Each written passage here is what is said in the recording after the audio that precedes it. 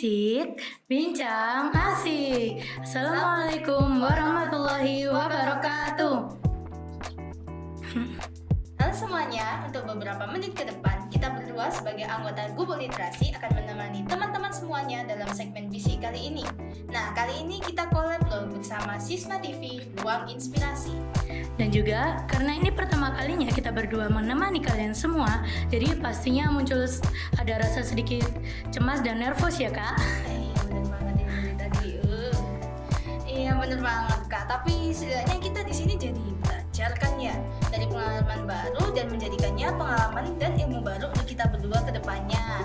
Nah, Bener ngomong nih kak soal belajar dan pengalaman, ternyata ini cocok banget loh dengan topik yang akan kita bawa kali ini. Wah iya kak. Apa itu? Nah, ini kita itu bakal menggelar topik tentang tadi seperti yang sudah dikasih tahu tadi tentang pendidikan, lebih tepatnya tentang beasiswa. Nah, di depan kita ini sudah ada dua kakak yang sudah menerima beasiswa unggul. Tanpa langsung berlama-lama lagi, di depan saya sudah ada Kak Devlina dan Kak Fahim selaku demisioner dari organisasi Gubuk Literasi. Nah, monggo Kak mungkin bisa berkenalan dulu. Dari kak Devrinanya atau dari kak Fahim? Halo semuanya, Assalamualaikum warahmatullahi wabarakatuh. Waalaikumsalam. Perkenalkan, nama saya Fahimatul Faiza Putri dari alumni SMS Salsabila Malang Boarding School Angkatan 7. Dan kalian semua bisa panggil aku Fahim. Dan kalau dari kak Devrinanya? Oke, Assalamualaikum warahmatullahi wabarakatuh. Perkenalkan, aku Devrina Eka Ursita Ramadina, biasa dipanggil Devrina. Aku sama kayak Fahim dari Angkatan 7. Berarti di sini udah sekitar udah 2 tahun yang lalu ya? Iya, meninggalkan semais. Berarti udah lulus 2 tahun yang lalu. Berarti lulus 2023? Iya, 2023. Oh, bareng berarti. Nah, dengar-dengar nih Kak, kalian itu mendapat beasiswa unggulan kan? Kalau boleh tahu beasiswanya itu dari mana ya Kak? Kalau beasiswa unggulan sendiri itu sebenarnya dari pemerintah. Nah, untuk syarat-syaratnya itu buat beasiswa unggulan sendiri itu biasanya di-apply di mahasiswa baru sama maksimal itu di semester 3 ya. Ongoingnya di semester 3. Jadi maksimalnya di-apply itu awalnya di semester 3 kayak gitu. Mau S1, S2, S3, paling Semuanya. mentok di S3. Semester di 3. Oh, jadi kayak istilahnya kalau misalnya udah di semester 4 udah nggak bisa buat ngajuin beasiswa itu. Oh, kalau boleh tahu Kak, cara mendapat beasiswa itu gimana sih? Oke, dulu pas awal-awal itu aku lihat temanku tadi yang dapat beasiswa unggulan di tahun 2022. Habis itu ngeliat terus kayak wah ternyata UKT-nya sampai lulus dibayarin, dapat banyak lah hal-hal baik lah dari beasiswa unggulan ini. Terus nyobalah di 2023 kemarin di bulan Juli. Ya, Juli. Juli itu ada pembukaan pendaftaran batch 1 ya waktu itu. Nah di situ aku ngelihat kayak syarat-syaratnya apa aja, apa yang harus dilakuin. Terus habis itu aku konsult juga ke orang tua aku kayak gimana, ikut nggak ya kayak gitu. Terus orang tua aku kayak nggak apa, coba aja gitu. Jadi nyoba alhamdulillah lolos tahap pertama. Habis itu wawancara ya. Iya, tahap 2-nya wawancara, terus alhamdulillah lolos juga gitu. Berarti kakaknya sama kak Devrina tuh bareng mau ngambil beasiswanya gitu? Oh ya nggak tahu nggak sih kita. Kita tahu kalau kita saling menerima beasiswa yang sama itu waktu pengumuman keterima. Jadi kita nggak janjian. Iya. Gitu, jadi kayak sama-sama nggak tahu nih. Padahal pas pengumuman, kamu juga keterima gitu. Iya, benar. Terus kayak kan kakaknya kan sebelumnya dari anggota Gubuk Literasi juga kan. Nah dari pengalaman dari Gubuk Literasi ini apa yang bisa kakak aplikasikan buat dapat beasiswanya gitu? Misalkan kita pengalamannya banyak kan dari Gubuk Literasi, apa yang sekiranya bisa kakak aplikasikan untuk ngambil beasiswanya bisa dapat sampai kayak keterima gitu loh beasiswanya? Jadi flashback dikit ya, aku tuh sebenarnya nggak suka nulis dan nggak suka baca sebelum aku masuk GL. Semenjak aku masuk GL tuh aku mendalami bidang esai, LKTI dan lain sebagainya kayak gitu. Tapi fokusnya di esai sama LKTI. Nah dari esai sama LKTI itu Bu Diah tuh selalu ngeyakinin aku kalau misalnya menulis tuh menyenangkan gitu. Jadi semenjak aku SMA tuh aku beraniin buat mulai ikut lomba-lomba kepenulisan dan lain sebagainya. Dari situ aku emang fokus di esai sama LKTI itu. Jadi kebawa sampai kuliah itu jadi lebih gampang ya Him ya. Iya. Kalau misalnya ada tugas artikel, jurnal dan lain sebagainya itu kita udah ada dasarnya dari SMA. Kita nggak sesulit orang yang baru belajar waktu waktu kuliahnya gitu. Baru terjun kuliah, baru belajar esai juga, baru esai karya ilmiah juga, jadi itu berat sih. Kalau manfaatnya buat beasiswa itu biasanya beasiswa itu disuruh buat motivation letter kan. Jadi kalian menceritakan kelebihan, potensi dan lain sebagainya. Karena kalian udah biasa nulis esai, LKTI dan lain sebagainya. Jadi kalian untuk menceritakan diri kalian tuh mudah dan lebih apa ya?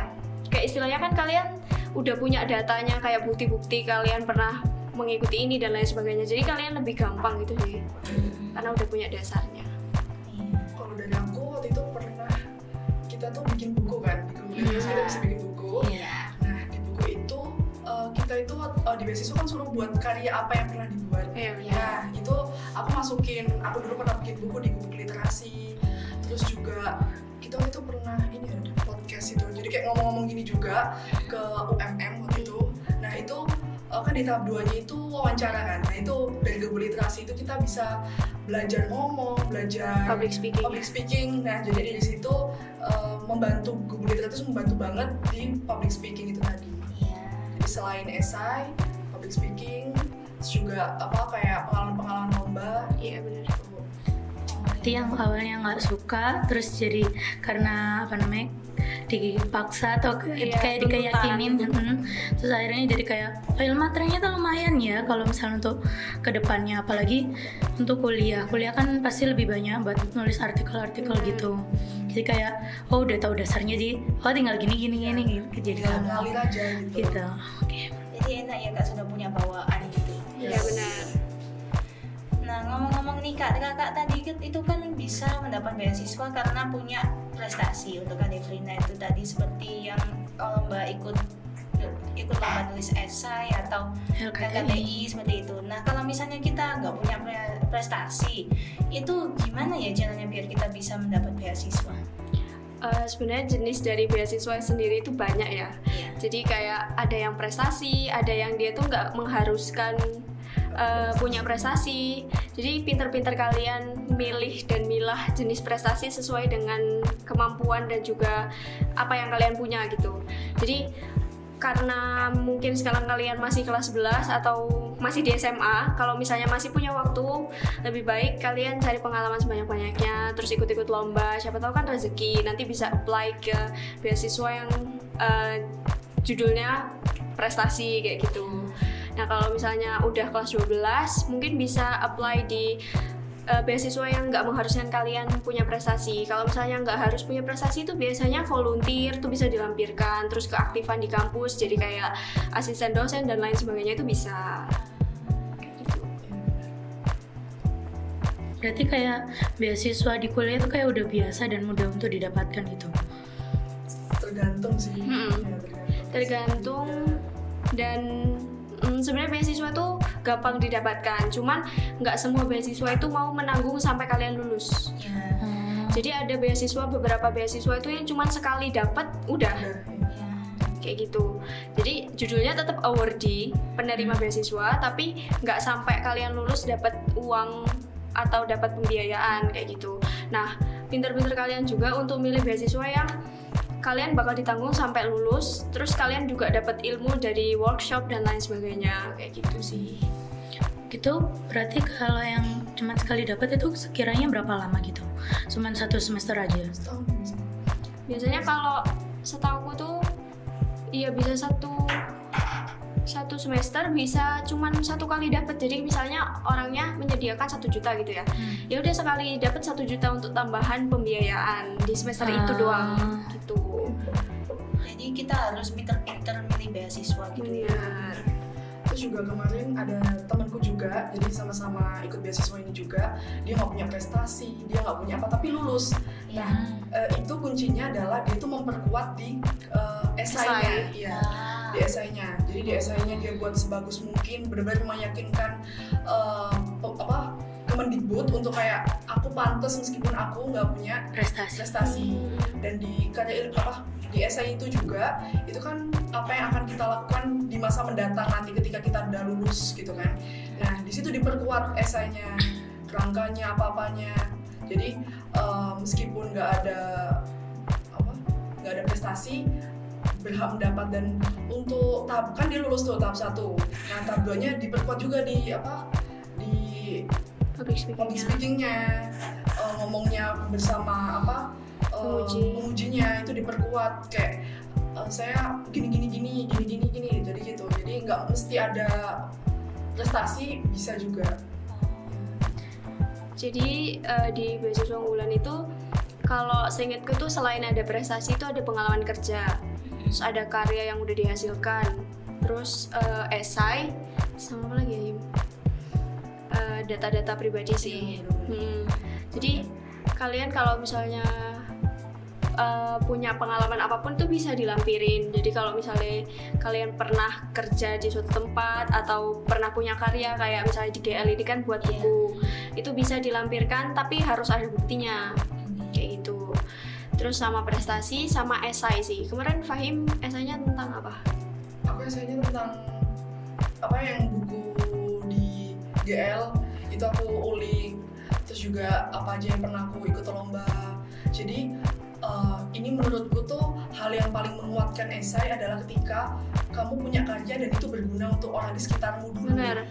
Nah itu pasti kayak insya Allah dapet lah kayak gitu. Nah itu tuh gara-gara misalnya kayak waktu itu kita pernah bikin nggak sih Dev?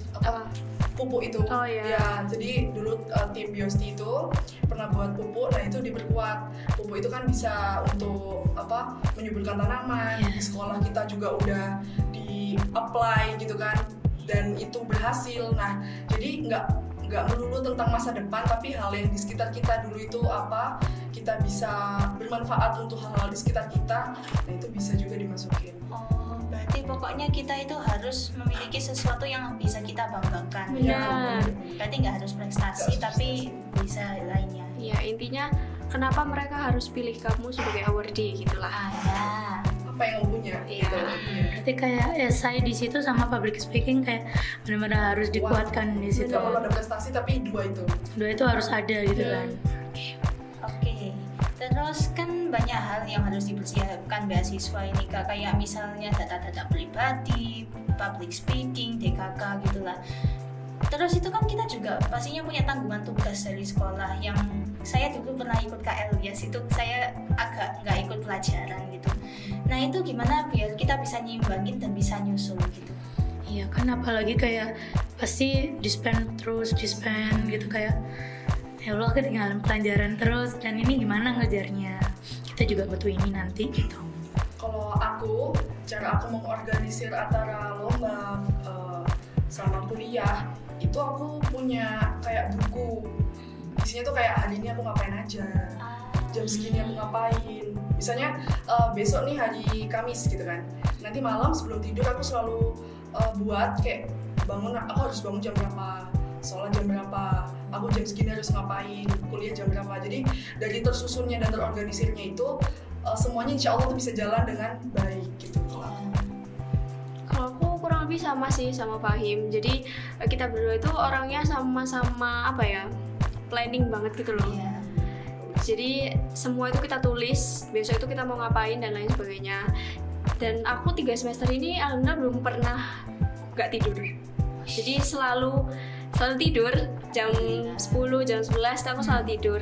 Jadi kan pentingnya menentukan skala prioritas di hari itu gitulah. Kalau misalnya deadline-nya masih jauh, masih bisa dibuat ngerjain yang lainnya, dikerjain dulu yang paling dekat dan yang paling penting. Kalau misalnya itu berdampak jangka panjang ke kita, didahuluin. Kalau misalnya kayak diajain main kayak gitu tuh menyesuaikan aja sih. Kalau misalnya kalian kosong baru kalian main, atau kalian main sambil kalian ngerjain kan juga bisa kan. Iya. Kayak gitu. Jadi pintar-pintar kalian aja sebenarnya.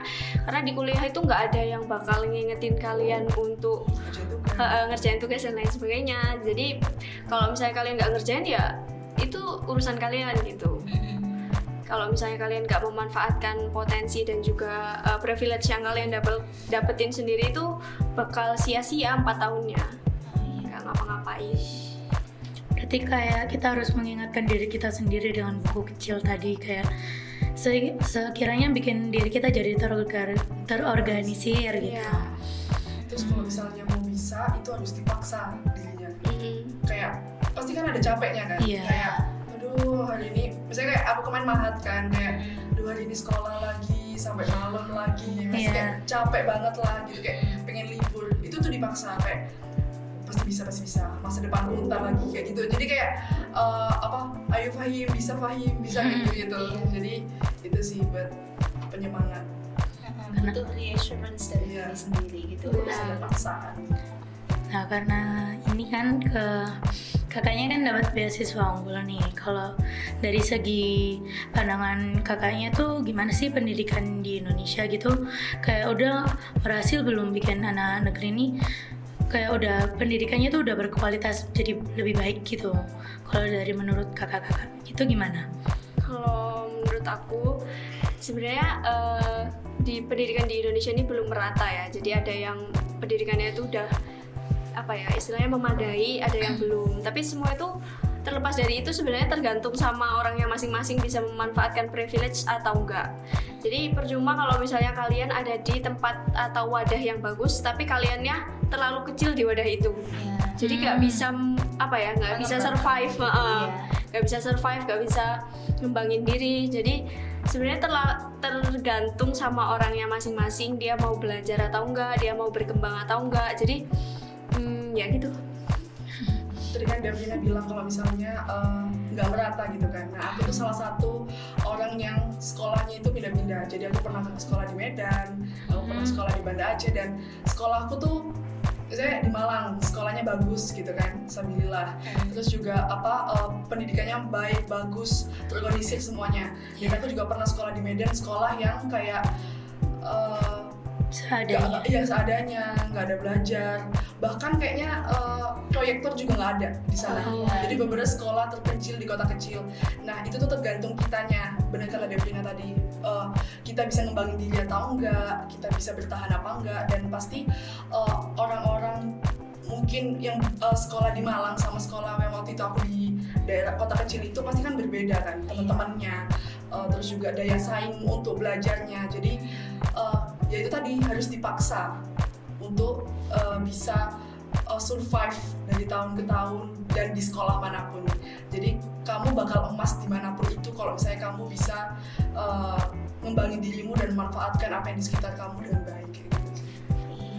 Berarti ini semua kayak tergantung dari kamunya mau belajar atau enggak. Soalnya kan enggak semuanya bakal ada udah buat membuat kita gitu loh, kayak fasilitasnya.